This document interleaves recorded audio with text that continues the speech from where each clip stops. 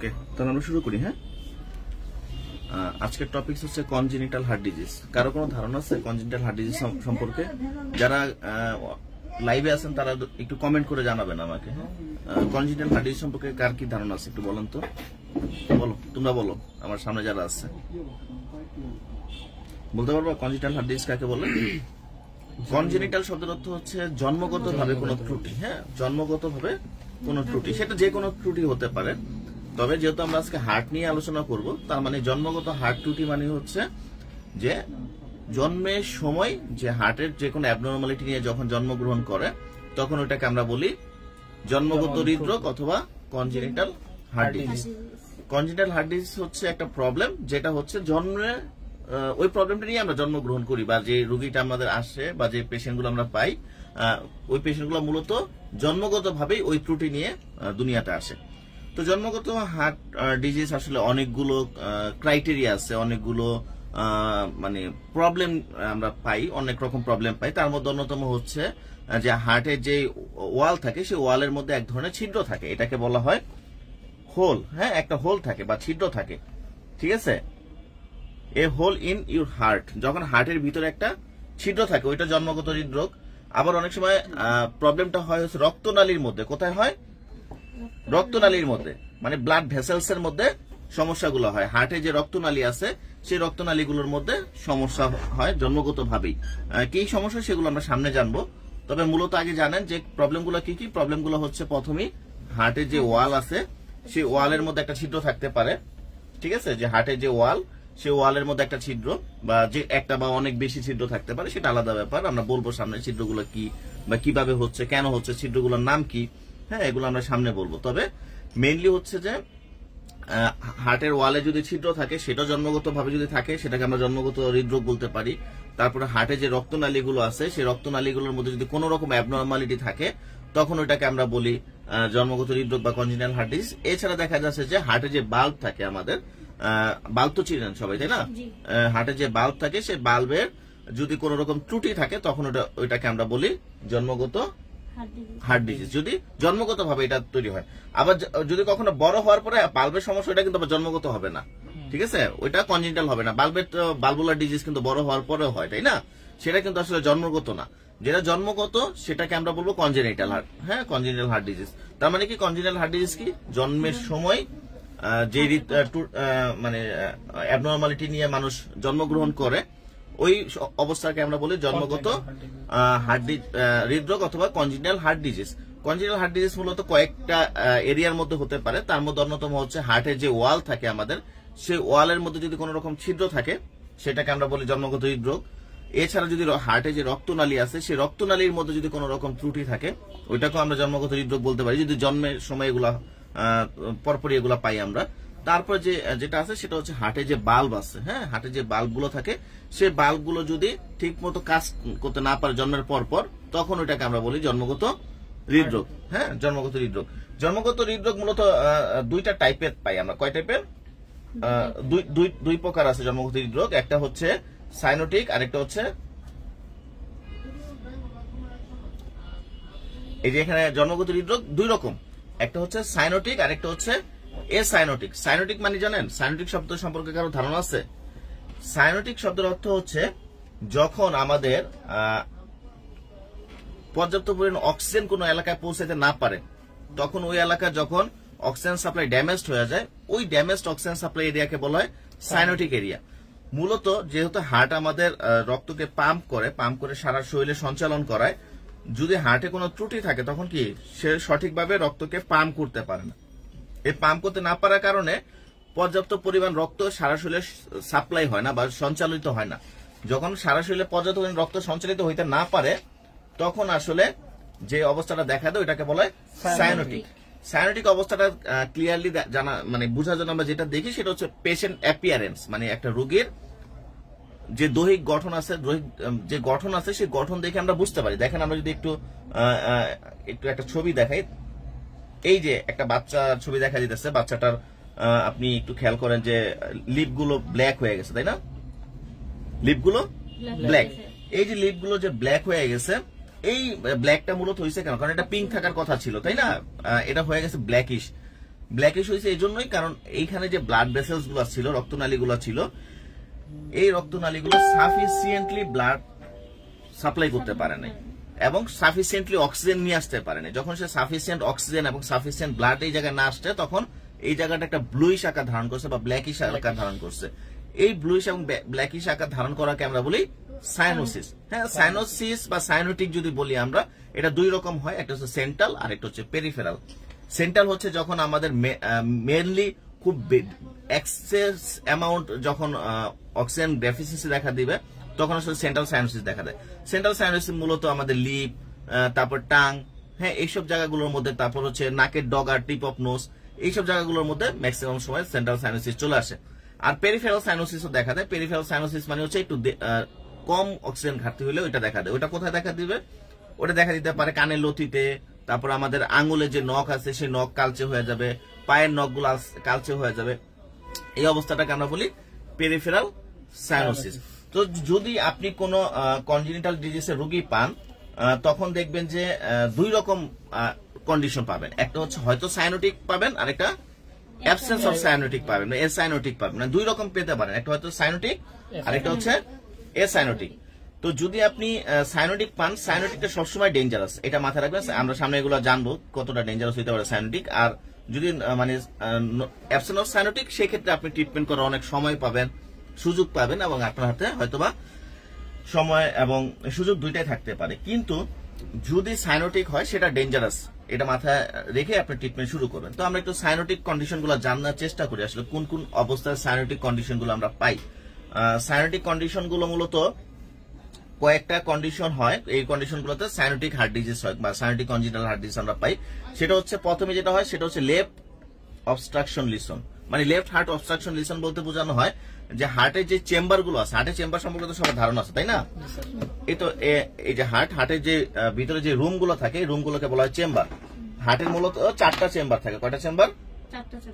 4টা চেম্বার থাকে। চেম্বার গুলোর মধ্যে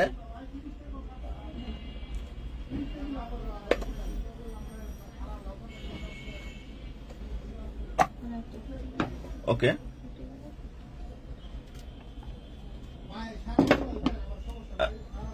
একটু যদি আমরা একটু বোঝানোর চেষ্টা করি, এটা হচ্ছে আমাদের হার্টের 4টা চেম্বার আছে। এই একটা চেম্বার, একটা চেম্বার, একটা চেম্বার, একটা চেম্বার। উপরে যে চেম্বার গুলো আছে, এই যে একটা এবং এই যে একটা, এই চেম্বার গুলোকে বলা হয় অ্যাট্রিয়াম। কি বলা হয়? অ্যাট্রিয়াম। উপরে একটা, একটা, এই দুইটাকে বলা হয় অ্যাট্রিয়াম। অ্যাট্রিয়াম দুইটা, একটা হচ্ছে রাইট অ্যাট্রিয়াম আর একটা হচ্ছে লেফট অ্যাট্রিয়াম, মানে ডান অলিন্দ এবং বাম অলিন্দ।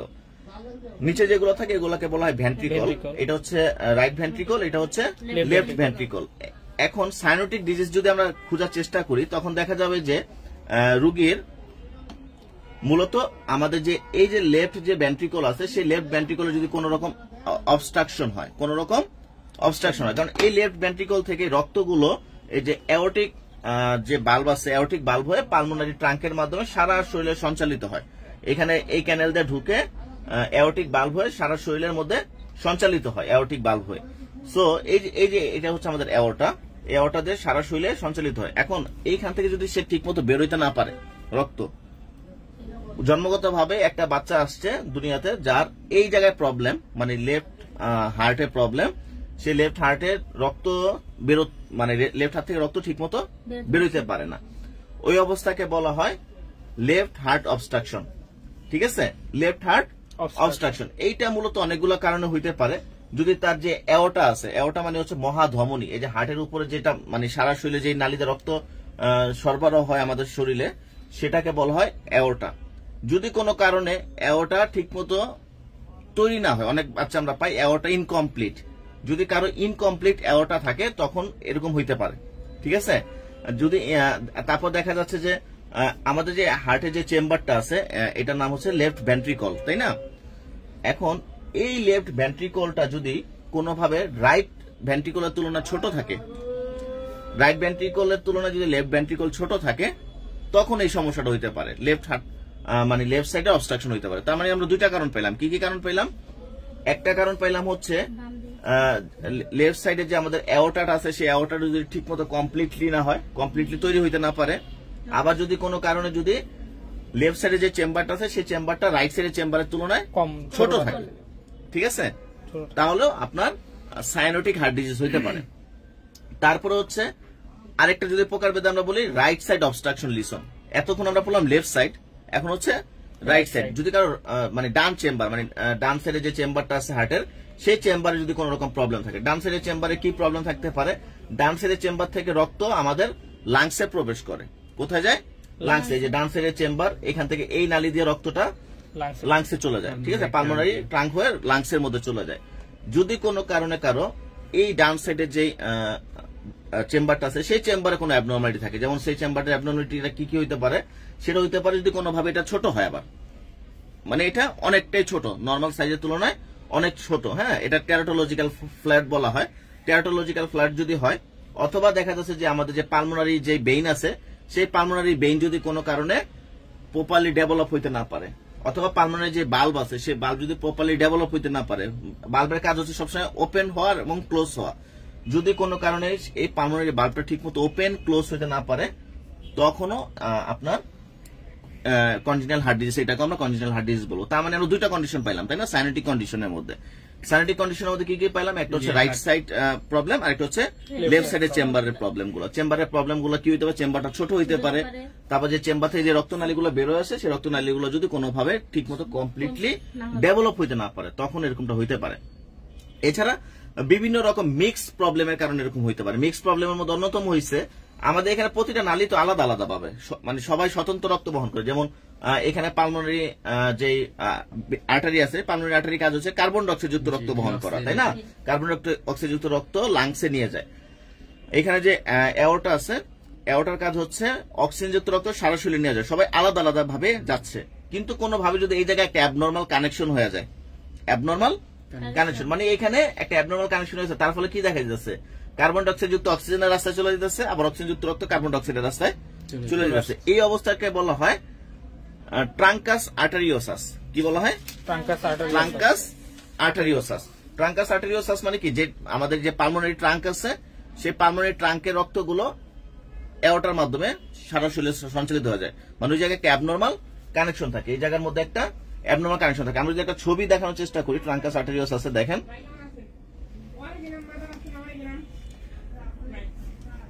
এই যে দেখেন, আমরা যদি এই যে নর্মাল হার্টের ছবিটা দেখাই, নর্মাল হার্টের মধ্যে একটু ভালো মতো খেয়াল করেন যে এইখানে সবাই কিন্তু স্বতন্ত্র, মানে কারোর সাথে কারো কোনো যোগাযোগ নাই। এখানে অক্সিজেন কার্বন ডাইঅক্সাইড যুক্ত রক্ত যাচ্ছে, আবার এই নালীতে যাচ্ছে অক্সিজেন যুক্ত রক্ত, তাই না, এখানে কারোর সাথে কারো কোনো মানে যোগাযোগ নাই, আছে এই যে মাঝখানে সেপারেটর আছে। কিন্তু আমরা যদি আবার এই জায়গাটা খেয়াল করি, এই জায়গাটা খেয়াল করলে দেখেন এইখানে কিন্তু এই যে নালীটা ছিল এখানে কিন্তু একটা মানে ওয়াল থাকার কথা ছিল, সেই ওয়ালটা জন্মগতভাবে তৈরি হয় না। তৈরি না হওয়ার কারণে কি হইতেছে, এইখানে আইসা রক্তগুলো মানে এই যে রক্তগুলো এইখান থেকে যে রক্তটা বের হইতেছে সেও এদিকে ঢুকে যেতেছে, আবার এইখান থেকে যে বের হইতেছে সেও এদিকে ঢুকে যেতেছে, মিক্সড, ঠিক আছে। এটাকে বলা হয় ট্রাঙ্কাস আর্টারিওসাস। ক্লিয়ার? ট্রাঙ্কাস আর্টারিওসাস ক্লিয়ার? আচ্ছা, এই তিনটা কন্ডিশন যদি আমরা পাই, left heart obstruction, right heart obstruction এবং মিক্স লিসনের মধ্যে ট্রাঙ্কাস আর্টারিওসাস যদি আমরা পাই, তখন আমরা এটাকে সাইনোটিক কন্ডিশন পাবো ম্যাক্সিমাম সময়। হ্যাঁ, এইসব যদি প্রবলেম নিয়ে একটা বাচ্চা দুনিয়াতে আসে, ওই বাচ্চার ক্ষেত্রে আমরা কি পাই, সাইনোসিস কন্ডিশন গুলো পাবো। এখন আমরা তো এতক্ষণ জানলাম সাইনোসিস কন্ডিশন গুলো, এখন আমরা একটু এসাইনোটিক কন্ডিশন গুলো জানি। আসলে এসাইনোটিক কন্ডিশন নিয়ে আমরা ম্যাক্সিমাম ডিল করি রোগীদের ক্ষেত্রে। হ্যাঁ, এসাইনোটিক কন্ডিশন গুলো আমরা পাই রোগীদের মধ্যে। তার মধ্যে অন্যতম কি, এসাইনোটিক কন্ডিশন যদি আমরা পাই রোগীদের মধ্যে, অন্যতম হচ্ছে হার্টের মধ্যে ছিদ্র পাই আমরা, তাই না, হোল মানে একটা ছিদ্র, যেটাকে যে আমরা বলি যে হার্টে ফুটো, তাই না, বা হচ্ছে হার্টের ছিদ্র এরকম নামে বলি। তো হার্টের ছিদ্রগুলো মূলত কয়েকটা জায়গার মধ্যে থাকে। কয়েকটা জায়গার মধ্যে বলতে কি, হার্টের যে ওয়ালগুলো থাকে সে ওয়ালগুলোর মধ্যে একটা ছিদ্র থাকে, এবং হার্টের কিছু রক্তনালী আছে, সেই রক্তনালীর মধ্যে কিছু ছিদ্র থাকে অনেক সময়। তো এই ছিদ্রগুলো কোথায় কোথায় পাই আমরা, একটা পাই হচ্ছে অ্যাট্রিয়াল সেপ্টামের মধ্যে পাই, মানে যে আমাদের যে হার্টের যেই অ্যাট্রিয়াম আছে, অ্যাট্রিয়াম তো চিনি সবাই, তাই না, হার্টের 4টা চেম্বারের মধ্যে 2টা চেম্বারের নাম হচ্ছে অ্যাট্রিয়াম, এটা হচ্ছে রাইট অ্যাট্রিয়াম আর এটা হচ্ছে লেফট অ্যাট্রিয়াম। এই মাঝখানে যে একটা ওয়াল থাকে ইন্টারঅ্যাট্রিয়াল সেপ্টাম, ইন্টারঅ্যাট্রিয়াল সেপ্টামের মধ্যে অনেক সময় ছোট একটা ছিদ্র থাকে। আমরা সামনে জানবো ছিদ্রগুলো আসলে কেন থাকে, কিভাবে থাকলো, ঠিক আছে।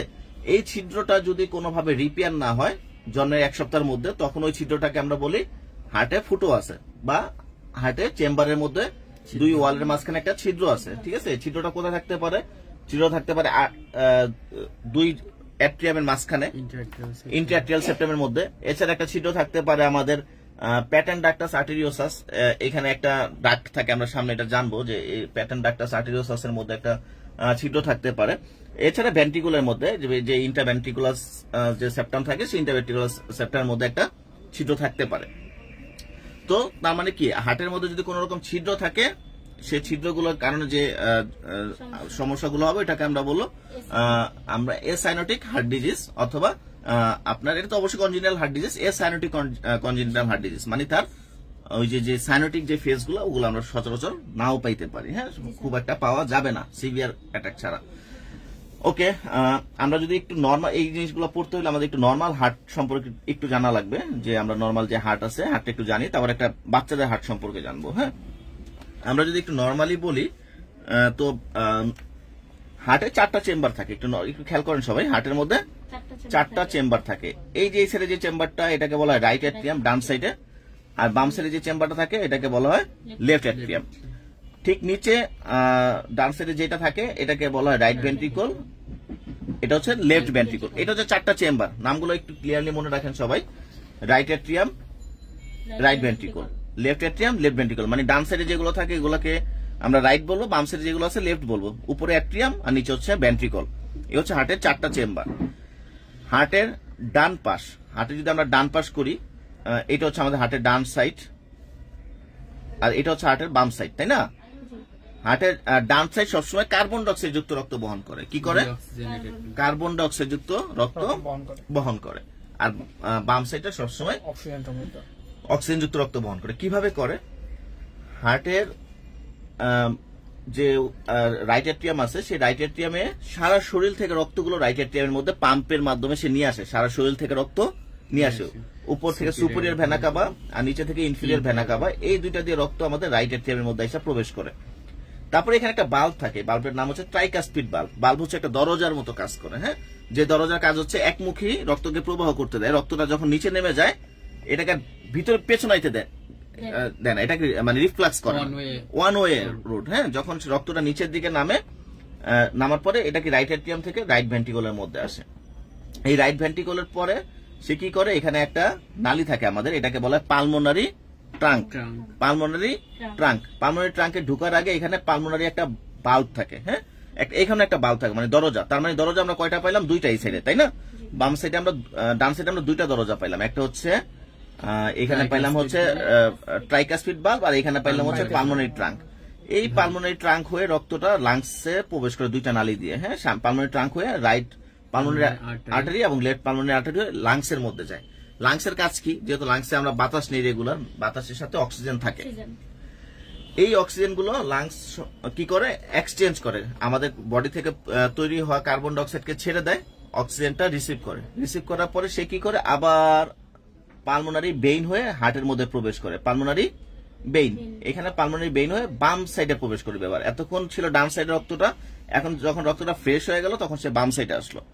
বাম সাইডে আইসা প্রথম লেফট অ্যাট্রিয়াম, লেফট অ্যাট্রিয়ামের পরে এখানে একটা বাল্ব আছে, এই বাল্বটার নাম হচ্ছে বাইকাসপিড। বাইকাসপিড ক্রস করে লেফট ভেন্ট্রিকল, এই লেফট ভেন্ট্রিকল ক্রস করে সে কি করে? অ্যাওর্টা হয়ে, মানে এখানে একটা বাল্ব থাকে অ্যাওর্টিক বাল্ব, অ্যাওর্টিক বাল্ব হয়ে অ্যাওর্টা হয়ে সারা শরীরে প্রবেশ করে। ক্লিয়ার? এটা একটা সহজ প্রসিডিউর। এইভাবে নর্মালি একজন সুস্থ মানুষের হার্ট, যারা আমরা দুনিয়াতে আছি, আমাদের সবার হার্টই এভাবে কাজ করতেছে। কিন্তু একটা বাচ্চা যখন জন্মগ্রহণ করে দুনিয়াতে আসার আগে তার হার্টটা কিন্তু এভাবে কাজ করে না, তার হার্টের ফাংশনটা একটু অন্যরকম থাকে। হ্যাঁ, আমরা এখন এইটা জানার চেষ্টা করব। এটা জানলে আসলে আপনি জন্মগত যে হৃদরোগ আছে এইটা সম্পর্কে কিছুটা ধারণা পাবেন। তো বাচ্চা যখন মায়ের পেটে থাকে তখন আসলে বাচ্চার ম্যাক্সিমাম সিস্টেমই চালু হয়ে যায়, শুধুমাত্র রেসপিরেটরি সিস্টেম বাদে। মানে কি, বাচ্চা দুনিয়াতে আসার পরে শ্বাস নেয়, তার আগ পর্যন্ত সে শ্বাস নেয় না। যেহেতু বাচ্চা শ্বাস নেয় না, সেহেতু তার লাংস কাজ করে না, যেহেতু লাংস কাজ করে না সেহেতু তার লাংসের যে কানেকশন গুলো থাকে সেই কানেকশন গুলো অকেজো অবস্থায় থাকে। এবং যেহেতু প্রতিটা কোষেরই বেঁচে থাকার জন্য অক্সিজেন লাগে, সেহেতু বাচ্চাকে অক্সিজেন তার মা সাপ্লাই করে। মা কিভাবে সাপ্লাই করে? মায়ের যেই নাভি মাধ্যমে যে কানেকশনটা হয় আমরা বলি আম্বিলিকাল কর্ড, ঠিক আছে? সেই আম্বিলিকাল কর্ডের মাধ্যমে কি হয়, প্রথম আম্বিলিকাল যে নালী আছে সেই নালীটা প্লাসেন্টা হয়ে বাচ্চার শরীরের মধ্যে প্রবেশ করে। বাচ্চার শরীরের মধ্যে মানে গর্ভফুল হয়ে বাচ্চার নাভি হয়ে বাচ্চার শরীরের ভিতরে প্রবেশ করে, দেহে প্রবেশ করে। দেহে প্রবেশ করে একটা সময় গিয়ে সেই ইনফিরিয়র ভেনা কাভার সাথে যুক্ত হয়। আমাদের যে নিচের দিকে যে নালীটা থাকে, ডিঅক্সিজেনেটেড ব্লাড ক্যারি করে যে নালীটা, ওইটাকে বলা হয় ইনফিরিয়র ভেনা কাভা।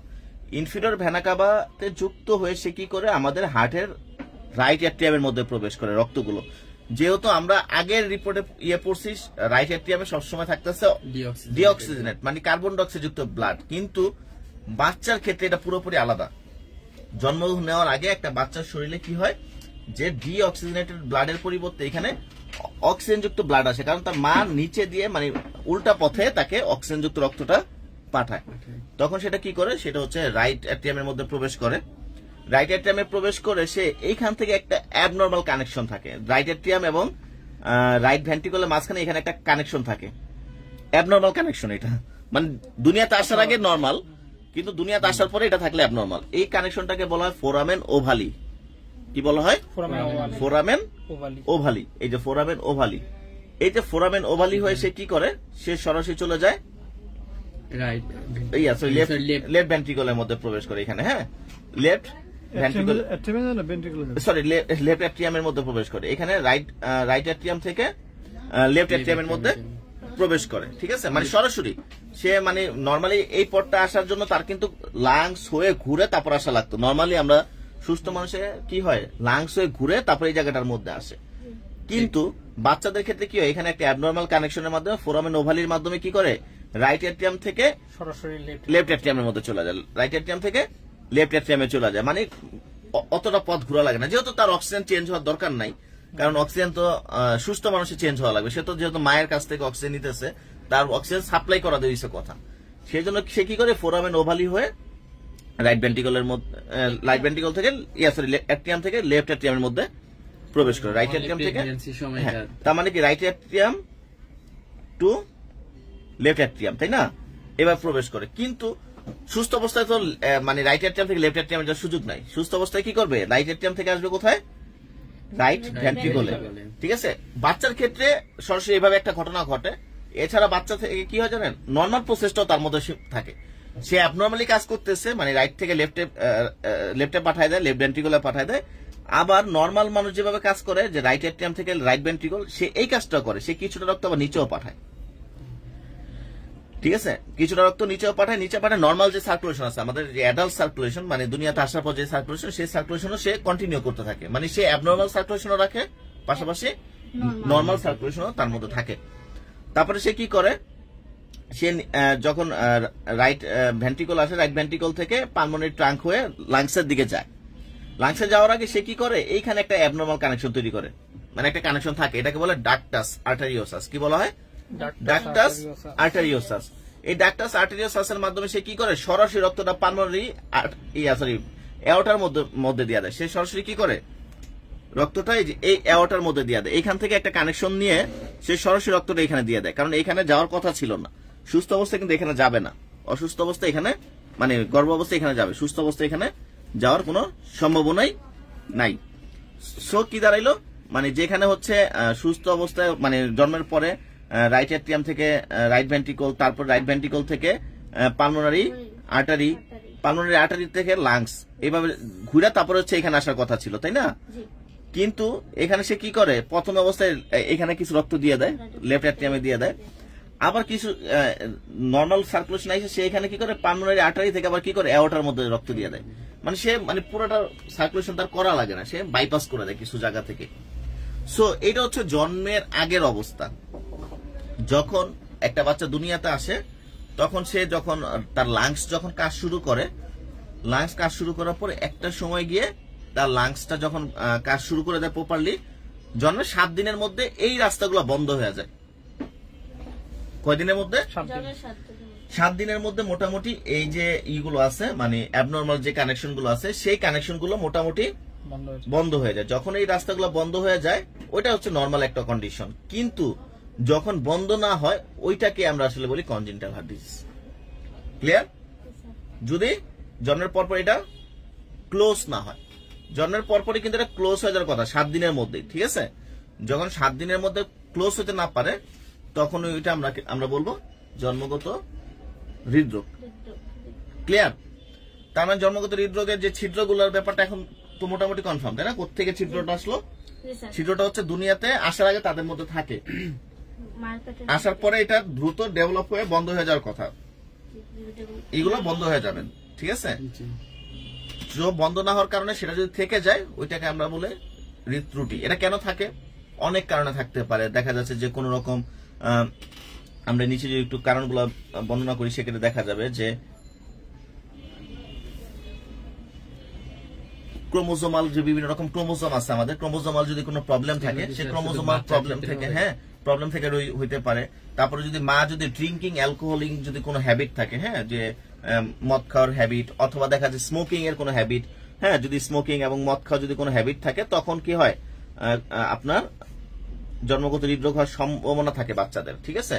তারপর হচ্ছে বিভিন্ন রকম ওষুধ যদি খায় প্রেগনেন্সি অবস্থায়, যেমন হচ্ছে উচ্চ রক্তচাপের ওষুধ সিভিয়ারলি যেগুলো নেক্রোটিক ড্রাগস হিসেবে কাজ করে, অথবা হাই কোলেস্টেরল ওষুধ অথবা ব্রণের জন্য বিভিন্ন রকম ওষুধ খায়, তখনও কি হইতে পারে ওই বাচ্চার জন্মগত হৃদরোগ হওয়ার সম্ভাবনা থাকে। আবার দেখা যাচ্ছে মায়ের যদি ডায়াবেটিস থাকে অথবা দেখা যাচ্ছে রুবেলা ইনফেকশন থাকে, তারও কি হয় আপনার জন্মগত হৃদরোগ হওয়ার সম্ভাবনা থাকে। ওকে, জন্মগত হৃদরোগ যদি হয় সেক্ষেত্রে আমরা কি কি লক্ষণ পাই, আমরা একটু লক্ষণগুলো জানার চেষ্টা করি। লক্ষণগুলোর মধ্যে অন্যতম হচ্ছে প্রথমে যেটা দেখা যায় সেটা হচ্ছে সাইনোসিস ফেস। হ্যাঁ, যদি ওই যে আমরা যদি সাইনোটিক কন্ডিশনে পাই, ঠিক আছে, ওই যে bluish skin, lips and nail, ওই যে কথাটা আমি প্রথমে এটা বলছিলাম, তাই না? যদি কারো সাইনোসিস কন্ডিশন থাকে তখন আপনার জন্মগত হৃদরোগ হইলে সাইনোসিস কন্ডিশন গুলো আমরা পাবো। এছাড়া হচ্ছে এক্সেসিভ স্লিপনেস, প্রচুর স্লিপনেস একটা কন্ডিশন পাওয়া যাবে। তারপরে ফাস্ট ব্রিথিং, রোগী দেখা যাচ্ছে সে খুব দ্রুত শ্বাস নিতেছে এবং খুব ইজিলি অ্যাটাক অন কোল্ড, এরকম একটা কন্ডিশন আমরা পাই যে বাচ্চা খুব দ্রুতই ঠান্ডা, শ্বাসকষ্ট, কাশিতে আক্রান্ত হয়ে যায়। পাশাপাশি যেটা দেখা যায় সেটা হচ্ছে ক্লান্তি, প্রচুর ফেটিক থাকে রোগী, মানে এত পরিমাণ ক্লান্ত যে রোগী মানে হাঁটতে পারে না, বসতে পারে না, বাচ্চারা খেলাধুলা করতে পারে না এসব বাচ্চাগুলো, এবং ডেভেলপমেন্টাল খুবই একটা বাজে কন্ডিশন থাকে। হ্যাঁ, ডেভেলপমেন্ট হয় না বললে চলে, ঠিক আছে? যে আপনার বাচ্চারা বয়সের তুলনায় খুবই হ্যাংলা, লিন এন্ড থিন, এইসব টাইপের কন্ডিশন থাকে। তারপর যেটা দেখা যায় সেটা হচ্ছে যে হার্টে মারমার সাউন্ড। মারমার সাউন্ডটা খুবই important congenital heart disease diagnosis করার জন্য। মারমার সাউন্ডটা খুবই ইম্পর্টেন্ট। এটা বেসিক্যালি মারমার সাউন্ড যদি শুনতে হয় তাহলে হচ্ছে আমাদের থার্ড ইন্টারকোস্টাল স্পেস আছে, থার্ড ইন্টারকোস্টাল স্পেসের 1 ইঞ্চি বামেই মারমার সাউন্ডটা সবচেয়ে স্পষ্ট শোনা যায়, ঠিক আছে? তো আমরা কি কি পাবো হচ্ছে সাইনোসিস, তারপর যেটা পাবো সেটা হচ্ছে যে স্লিপনেসনেস পাবো, তারপর হচ্ছে ব্রিথিং এর যে সমস্যাগুলো পাবো আমরা সেটা হচ্ছে ডিজনিয়া, ফাস্ট ব্রিথিং, ফেটিক মানে ক্লান্তি ভাব, এগুলো পাবে, এবং হার্টের মধ্যে মারমার সাউন্ড পাবো। হ্যাঁ, এছাড়া পোর সার্কুলেশন, কারণ সার্কুলেশন তো পোর না হলে তো আসলে সাইনোসিস হয় না। হ্যাঁ, পোর সার্কুলেশন তো থাকবেই এর সাথে। এছাড়া উইক হার্টবিট দেখা যাচ্ছে যে খুবই দুর্বল অথবা খুবই র্যাপিডলি থ্রেটিং, এরকম টাইপের একটা হার্টবিট পাবো আমরা, মানে সুস্থ কোনো হার্টবিট পাবো না আমরা। ওকে, আচ্ছা, জন্মগত হৃদরোগ যদি সময় মতো আমরা ট্রিটমেন্ট না করি তাহলে কি হইতে পারে? জন্মগত হৃদরোগ ঠিক মানে সঠিক সময় যদি আমরা ট্রিটমেন্ট না করি সেক্ষেত্রে হার্ট ফেল করতে পারে, হার্টটা টোটালি বন্ধ হয়ে যেতে পারে, কিডনি ডিজিজ হইতে পারে, তারপর হচ্ছে রক্ত জমাট বেঁধে যেতে পারে বিভিন্ন জায়গার মধ্যে, যেহেতু রক্তের সার্কুলেশন ভালো না, ব্লাড লিক করতে থাকে বিভিন্ন জায়গা থেকে। হ্যাঁ, এটা হইতে পারে। পালমোনারি হাইপারটেনশন হতে পারে, মানে লাংস এর মধ্যে রক্তচাপ বেড়ে যাবে, ঠিক আছে? পালমোনারি হাইপারটেনশন হবে। এন্ডোকার্ডাইটিস, হার্টের মধ্যে প্রদাহ হইতে পারে, লিভার ডিজিজ এবং বিভিন্ন রকম স্পেসিস ইস্যু তো আছেই। হ্যাঁ, এগুলো দেখা দিতে পারে। তার মানে অনেক জটিলতা আছে। সবচেয়ে বড় জটিলতা ডেথ হইতে পারে, মারাও যেতে পারে, এটা এই জটিলতা তো অবশ্যই আছেই। তবে এছাড়াও যে জটিলতাগুলো দেখা যায়, রিদম কমে যেতে পারে, হার্ট বন্ধ হয়ে যেতে পারে, কিডনি ডিজিজ দেখা দিতে পারে, হার্ট ভিতরে রক্ত জমে যেতে পারে হার্টের ভিতরে, পালমোনারি হাইপারটেনশন হতে পারে।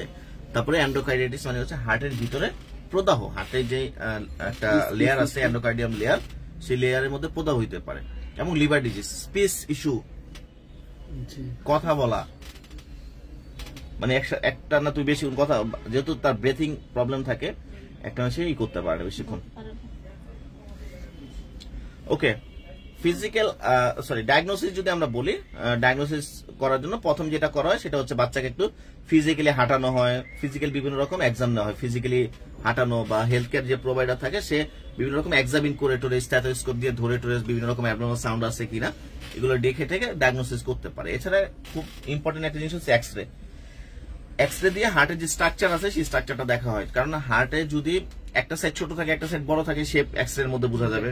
দেখা যাচ্ছে আপনার লেফট ভেন্ট্রিকলটা বড়, সেক্ষেত্রে left ventricle hypertrophy heart x ray এর মধ্যে পাবেন, অথবা কার্ডিয়াক এনলার্জমেন্ট পাবেন এক্সরে এর মধ্যে। ঠিক আছে, এরপর হচ্ছে ইলেকট্রোকার্ডিওগ্রাম, খুবই এসেনশিয়াল একটা টেস্ট ডায়াগনোসিস করার জন্য। ইসিজি, ইসিজি করে আপনি কার্ডিয়াক অ্যাক্সিস মানে হার্টের মধ্যে রক্ত ইলেকট্রিক শক ট্রান্সমিট করে আপনি হার্টের অ্যাক্টিভিটি বা ফাংশন গুলো দেখা যায়। ঠিক আছে, খুবই এসেনশিয়াল একটা টেস্ট ডায়াগনোসিস করার জন্য। সব হার্ট ডিজিজ ডায়াগনোসিস করার জন্য সবচেয়ে বড় একটা টেস্ট হচ্ছে ইসিজি। হ্যাঁ, ইসিজি দিয়ে আপনি দেখতে পারেন। এছাড়া ইকোকার্ডিওগ্রাম করতে পারেন।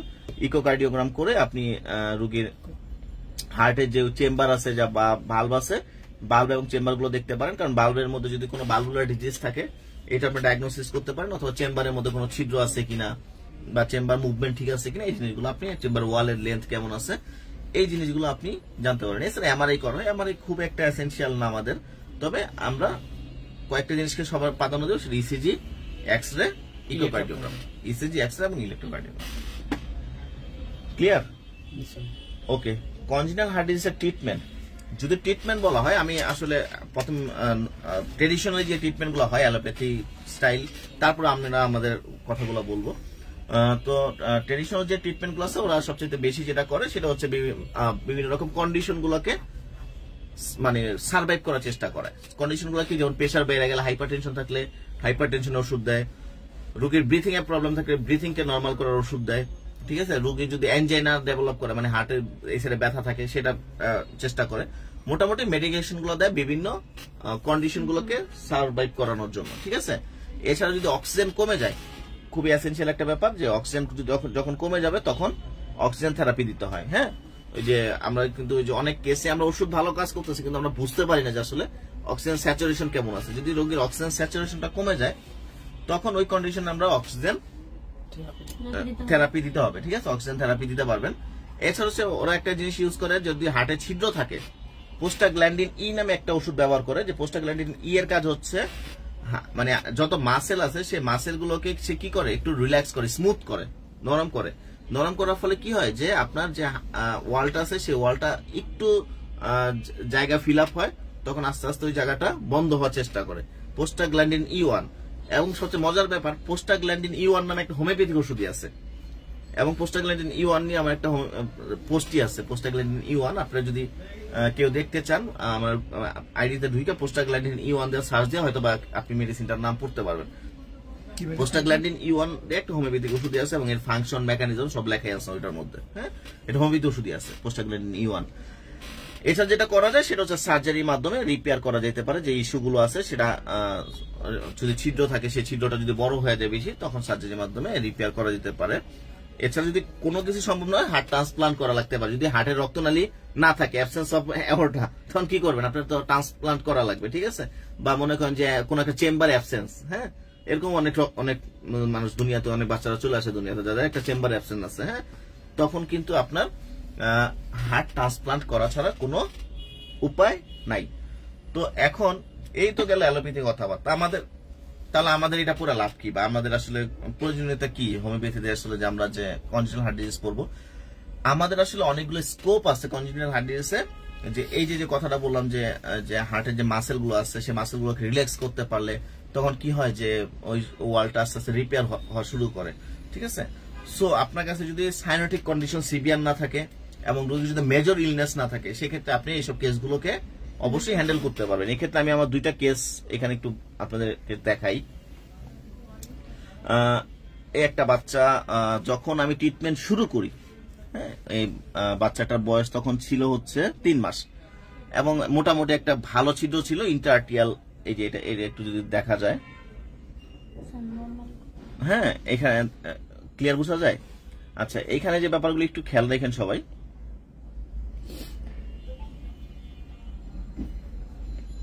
ওকে, এটা হচ্ছে বাচ্চার বয়স তখন 3 মাস, ঠিক আছে।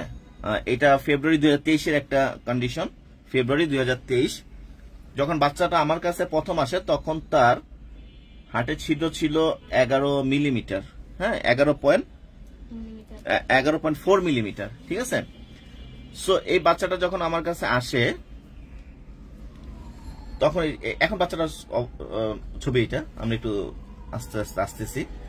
এরপর আমি তার টোটালি লক্ষণ নিলাম। তার যে লক্ষণগুলোর মধ্যে অন্যতম প্রবলেম ছিল তার মধ্যে হচ্ছে যে ব্রিথিং এর প্রবলেম। সে খুবই ফ্রিকোয়েন্টলি নিউমোনিয়া অ্যাটাক করতেছিল এবং তার ওয়েট গেইন করতেছিল না, প্রচুর পরিমাণে মারমার সাউন্ড একদম স্ট্যাথোস্কোপ ছাড়াই শোনা যেতেছিল এবং হার্ট রেট খুব কমে যেতেছিল, হ্যাঁ, এই একটা অবস্থা। এবং প্রথম কন্ডিশনে আমি তাকে সিমটোমেটিক্যালি অ্যাকোনাইট দিয়ে শুরু করছিলাম, যতটুকু মনে পড়ে কেসটা। এরপরে হচ্ছে আমি ডিজিটালিসে গেছিলাম, দরকার ছিল ডিজিটালিসে যাওয়ার, এই জন্য আমি ডিজিটালিসে যাওয়া লাগছে। তো তারপরে আমার যে অবস্থাটা দেখেন, এটা হচ্ছে তার 2 মাস পরের রিপোর্ট। এটা হচ্ছে 20/4/2023, তার আগেটা ছিল 21 ফেব্রুয়ারি 2023। তো তখন যে ছিদ্রটা দেখা যাচ্ছে তার আগে ছিল 11.4 মিলিমিটার, তার ঠিক 10 মাস পরে 10.3 মিলিমিটার, ঠিক আছে। তার মানে আমি তখন একটু কনফার্ম হলাম যে কিছুটা কাজ হয়তো করতেছে, যে হয়তোবা এটা কোনোভাবে কমার চেষ্টা করতেছে, এরকম একটা কন্ডিশন তার মধ্যে ঘটতেছে, ঠিক আছে। তো এরপরে যে ব্যাপারটা দাঁড়াইলো যে আমি যখন তারপরে রিপোর্টটা দেখলাম,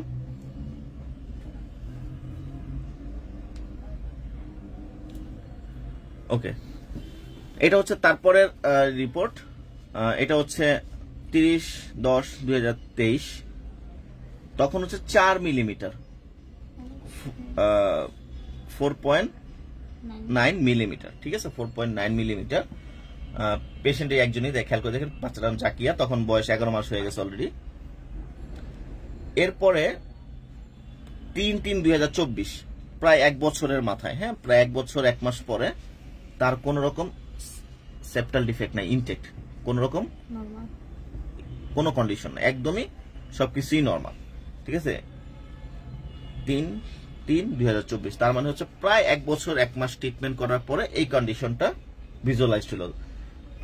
ক্লিয়ার? এটা হোমিওপ্যাথি ট্রিটমেন্ট, এখানে কিন্তু কোন রকম অ্যালোপ্যাথিক কোনো ট্রিটমেন্ট ছিল না, টোটালি হোমিওপ্যাথিক ট্রিটমেন্টের মাধ্যমে এই কন্ডিশনটা পাঠানো হলো। আরেকটা কেস নিয়ে একটু দেখাই। যদি এই বাচ্চাটা একদম বড়, অনেকে বলবেন যে ছোট বাচ্চাদের একটা হয়তো অটোমেটিক ঠিক হয়ে যায়, আসলে অটোমেটিক এত বড় হোল কখনো অটোমেটিক ছিদ্র হয়, মানে রিপেয়ার হয় না, যেহেতু 11 মিলিমিটার প্রায়, হ্যাঁ, 12 মিলিমিটারের মতো একটা ছিদ্র ছিল। তো ইন্টারআর্টিয়াল সেপ্টামের মধ্যে, এবং ইন্টারআর্টিয়াল সেপ্টামে সহজে রিপেয়ার হতে চায় না, এই জন্যই, কারণ ওই জায়গার ব্লাড প্রেশার খুবই হাই থাকে এবং সেজন্য খুব একটা মানে রিপেয়ার হওয়ার সম্ভাবনা খুবই কম থাকে ওই জায়গাটার মধ্যে, কারণ বডি থেকে ডিঅক্সিজেনেট ব্লাডটা আসে, অক্সিজেনেট ব্লাডটা ওইখান থেকে আবার সুইচ করতেছে, নেগেটিভ রিফ্লাক্স করতেছে, ঠিক আছে। ওকে, আরেকটা কেস, এই বাচ্চাটার নাম হচ্ছে সাকিবা। ওকে যখন আমি পাই তখন ওর বয়স হচ্ছে 10 বছর, যখন আমি ট্রিটমেন্ট শুরু করি 10 বছর বয়স, ব্রাহ্মণবাড়িয়া থেকে আসছিল আমার কাছে, 10 বছর সাকিবা। আচ্ছা, যখন আমি ওকে প্রথম পাই তখন ছিদ্রটা দেখেন একদম চোখ কপালে ওঠার মতো অবস্থা, প্রায় 27.26 মিলিমিটার, এটা খুবই বড় একটা। তবে এইখানে একটা যে পজিটিভ যে সাইন, এই বাচ্চাটার খুব একটা ব্রিথিং এর প্রবলেম ছিল না, শুধু তার লাইফে 2 থেকে 3 বার শ্বাসকষ্ট হয়েছে তার মায়ের ভাষ্য মতে, এবং তারা জানতেন না তার বাচ্চার যে আসলে হার্টে ছিদ্র আছে। তখন হঠাৎ করে যখন মানে সে একটু কিছু করলে টায়ার্ড হয়ে যায়, হাঁপায় যায়, তখন তার মা একজন ডাক্তারের কাছে নিচ্ছেন, ওই ডাক্তার হয়তো এক্সামিন করে ইকো করায়, এবং ইকো করার সাথে সাথেই ধরা পড়ে যে বাচ্চার একটা বড় ছিদ্র আছে, হ্যাঁ, এটা প্রায় 27x26 মিলিমিটার একটা ছিদ্র, ঠিক আছে। তো এই অবস্থায় সে কি করে, আমার কাছে আসা হচ্ছে 28 ফেব্রুয়ারি 2024, আমি আসার সাথে সাথে নতুন একটা ইকো করাই, কারণ আমি বলছি যে আগের ইকোটা ছিল ঢাকার বাইরে, তো আমি বললাম যে ঢাকা একটা করেন, দেখি আসলে ছিদ্রটা এত বড় কিনা। পরে দেখলাম যে আসলে 26-এর উপরেই আছে, এরপরে আমি যখন তার ট্রিটমেন্ট শুরু করি সেটা হচ্ছে ফেব্রুয়ারি 2024, ফেব্রুয়ারি 2024, ঠিক আছে। তারপরে যখন ট্রিটমেন্টের এক পর্যায়ে আপনি একটু খেয়াল করেন যে এইখানে সাইজটা একটু ছোট আসে, তো এই কন্ডিশনে প্রায় 17 মিলিমিটার, মানে আগে ছিল 26-27 এর মতো, পরে গিয়ে এটা 17 মিলিমিটারের মতো চলে আসে, ঠিক আছে। তো এই যে 17 মিলিমিটার যখন আসে তখন মোটামুটি একটু আশা পাইলাম যে এর হয়তোবা রিকভার হওয়ার সম্ভাবনা আছে। তো ও আসলে খুব রাগী এবং বদমেজাজি একটা মেয়ে ছিল, আমাকে আসলে মানে সে অনেকটাই মানে টোটালটা ল্যাকেসিস, আমি হোমিওপ্যাথি যদি ওষুধ যারা আমরা পড়ি ল্যাকেসিসের যে ক্যারেক্টার গুলো আছে মোটামুটি ওর মধ্যে ল্যাকেসিস বিদ্যমান, এবং আমি ওকে ল্যাকেসিস দিয়ে দিই এবং ল্যাকেসিস প্লাসিবো যেহেতু খুব একটা ফিজিক্যাল লক্ষণ খুব একটা পাচ্ছিলাম না এবং মেন্টাল লক্ষণকে খুব বেশি গুরুত্ব দিয়ে আগাচ্ছিলাম। তো এইভাবে করতে করতে সেকেন্ড টাইমে যেহেতু একটু কমলো, তারপর আমরা আগাচ্ছিলাম সামনের দিকে। আগানোর পরে দেখা যাচ্ছে যে 22/9/2024 ম্যাজিক্যাল চেঞ্জ, দেখেন টোটালি ইনটেক, হ্যাঁ, যে এই জায়গার মধ্যে কোন রকম কোনো ছিদ্র নাই, ঠিক আছে, একদমই ইনটেক্ট।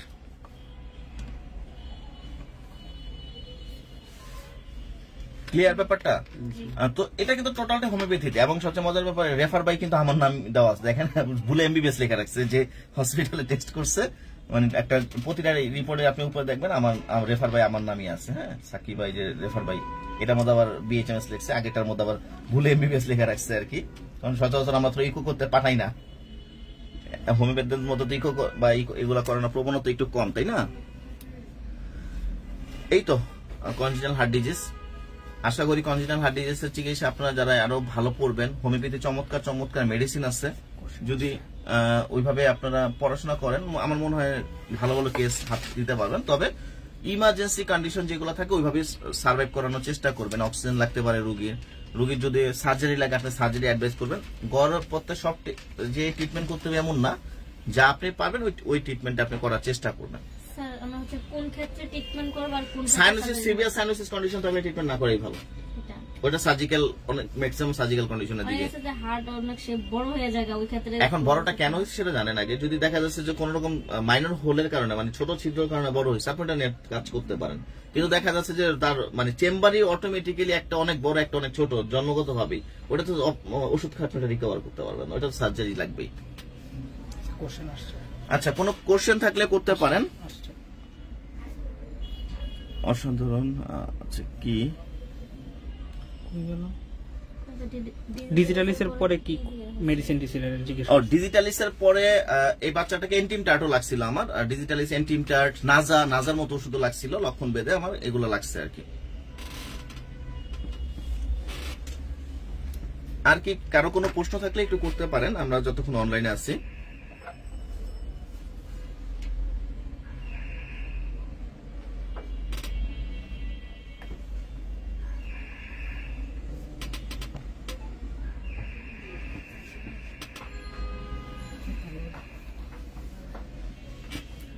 আচ্ছা, কারো কোনো প্রশ্ন আছে একটু কমেন্ট বক্সে একটু প্রশ্ন করেন, আমরা চেষ্টা করব উত্তর দেওয়ার, আর তা নাহলে হয়তো বা লাইভটা শেষ করবো আমরা।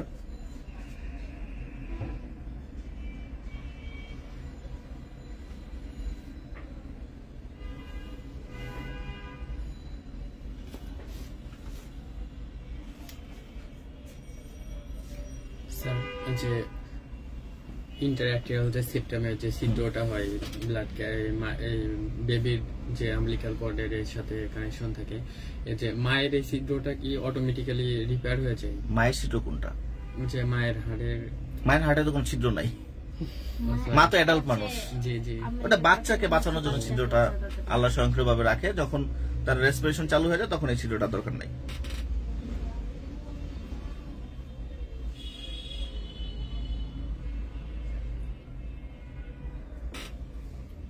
আর কোনো প্রশ্ন আছে?